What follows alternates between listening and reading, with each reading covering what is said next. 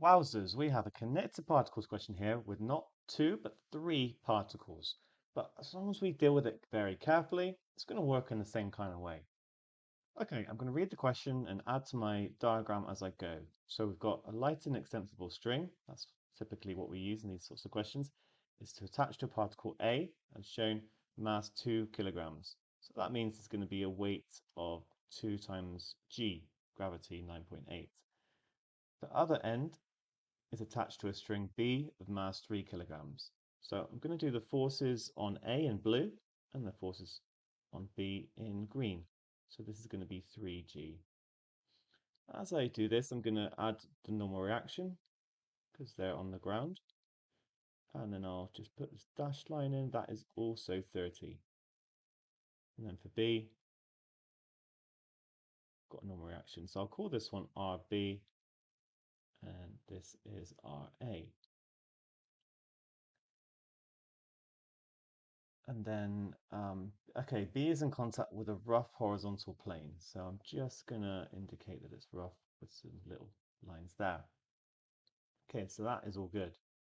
A second light and extensible string is attached to B, and the other end of this is attached to a third particle C of mass 4 kilograms. Right, let me do that in red.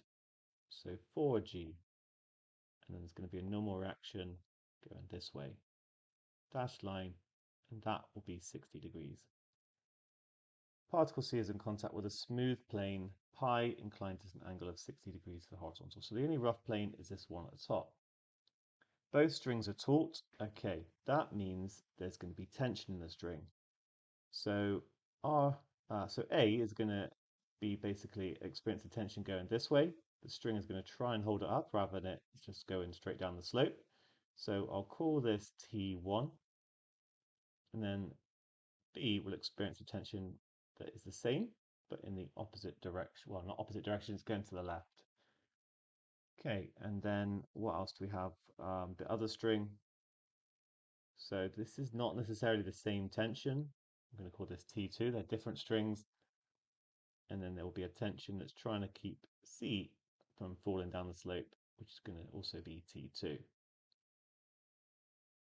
The coefficient of friction between B and the horizontal plane is mu. Okay, I'll just add that. I'll just put a little mu there. The system is released from rest, and in the subsequent motion C moves down pi with acceleration a.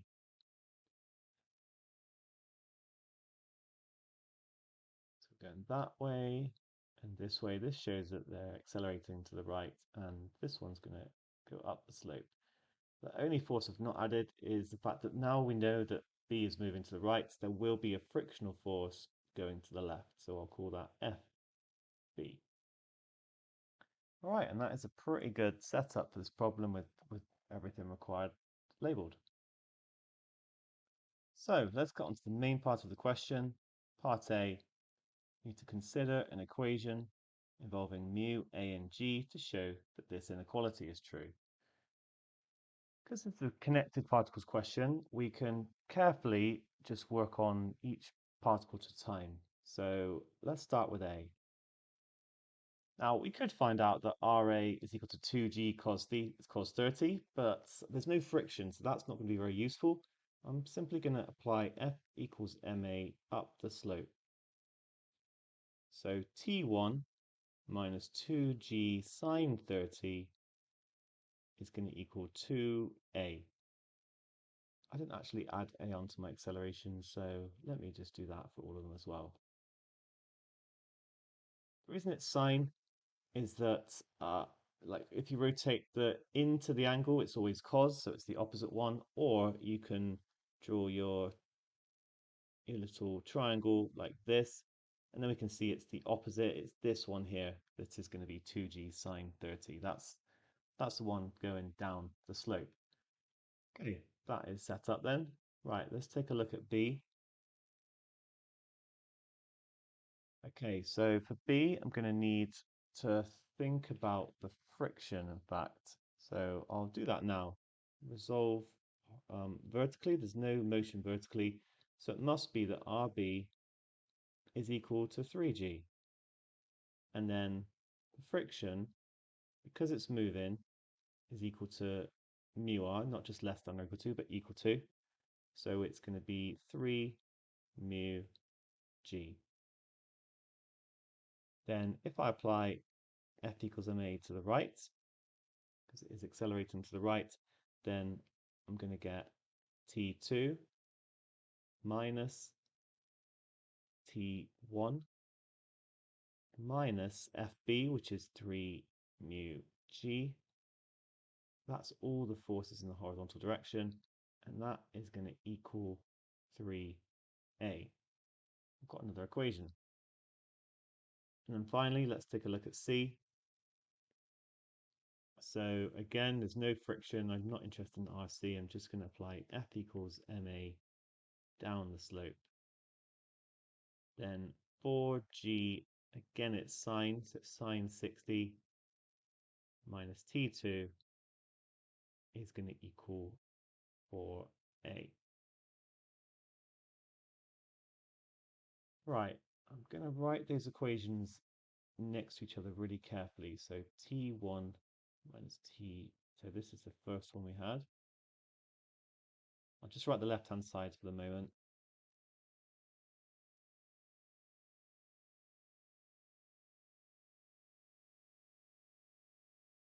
So what you normally do when you have two connected particles is do exactly this sort of thing. You have simultaneous equations, and you tend to add them together. And actually, it's exactly is what's going to happen here. I was just making sure I could line up all the equal signs. So we've got 2a, 3a, 4a. Right, what happens when I add these three and then these three? Or the T1 and the minus T1 will cancel, as will the T2 and the minus T2. So brilliant, we've managed to just eliminate them from the problem. So I'll be left with 4g sine 60. Sine 60 is root 3 over 2. So it's going to be, I'll write that in and simplify it in a minute. 4g root 3 over 2. And it's going to be minus 2g times a half. Sine 30 is a half. Minus 3 mu g is going to equal 9a. So this is going to become 2 root 3g minus g minus 3 mu g is equal to 9a. So we're trying to obtain this result, which I'm just going to bring down. At the moment we've got an equality. There's no mu in the answer, so what it is referring to. Well, we actually have the acceleration in terms of mu, but mu is always going to be greater. Well, it's told this rough. It's going to be greater or equal to 0. But yeah, it's going to be greater than 0 because we're told there is actually some friction. So that means that 9a must be less than 2 root 3g minus g, because I'm taking something away from it. I'm taking away a positive thing. So I've got this value here, but then it's going to be smaller. And that means a is going to be less than 1 over 9 times 2 root 3 g minus g. Sorry, that 1 over 9 looks an awful lot 1 over g. And basically there, a is less than 1 over 9. I can just factorize out the g, 2 root 3 minus 1. And we're done. Now, the mark scheme takes a slightly different route to this. They say that mu is greater than 0. So this is like method 2. And then they rewrite it. So we've got 3 mu g is going to equal 2 root 3g minus g minus 9a. So this will basically be, okay, this mu is greater than 0, so this will be greater than 0. And then rearrange it to 9a less than 2 root 3g minus g. And we're back to the same place. I feel like my way is absolutely fine, like I've justified it, but I'm just kind of quoting I've seen it a couple of times actually, mark schemes use this sort of approach instead, so I'm just mentioning it in passing. Finally, part B says that A is actually 1 over 9g, and determine the magnitude of the contact force between B and the horizontal plane. So you need to be really careful with this, and actually it tripped me up. The contact force includes the normal reaction and the friction, basically the combination. Normal reaction and friction. So let's work these out. Now, remember from before we've got this equation here, so I can just replace A by 1 over 9g. So I've got 2 over 3g minus g minus 3 mu g is going to equal 9 times 1 over 9g. The 9 and the 1 over 9 cancel. I can also just divide through by g. That becomes a 1, and that becomes a 1. So let's just write that down again. 2 root 3 minus 2, I'm going to minus 1 from both sides, is going to equal 3 mu. So mu is going to be 2 root 3 minus 2 over 3. And I'll work that out to 3 significant figures.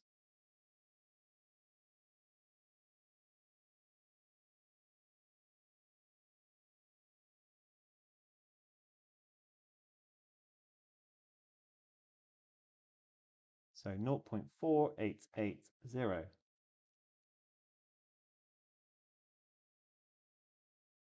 Okay, that means, well, the normal reaction for B, I think we had that one before. It was equal to 3g from the above diagram. Let me just show you. We found it out earlier. That was how we calculated the friction, in fact. So here we did it over here. And then FB is going to be 3 mu g.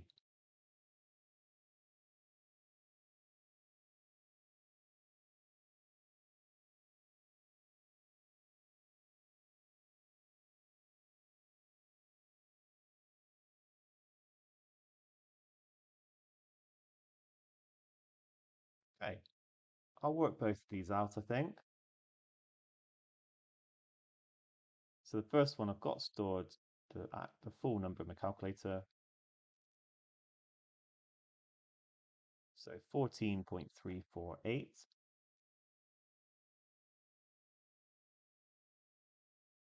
And 3g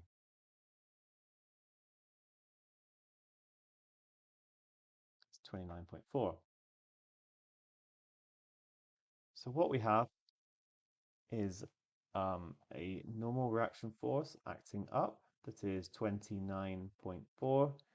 We have then a frictional force on top of that going horizontally, that is 14.348.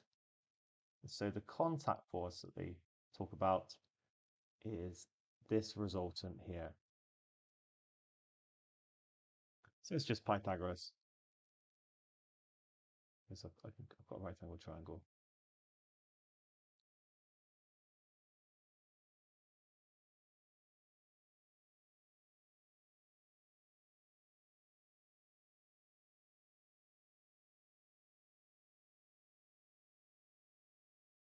So 29.4 squared is 14.348 squared, and then square root it gives 32.714, which is 32.7 newtons. All right, so the hardest bit about this question is the fact that it's like potentially an unseen problem. You may not have dealt with 3 particles, but as you can see, if you just roll with it and do it in the same sort of way as with 2, it does check out quite nicely. You have to deal with that inequality part, and then I think B is like easily easy to lose marks on with the contact force. But in any case, now you know what it is, so look out for it. Well done.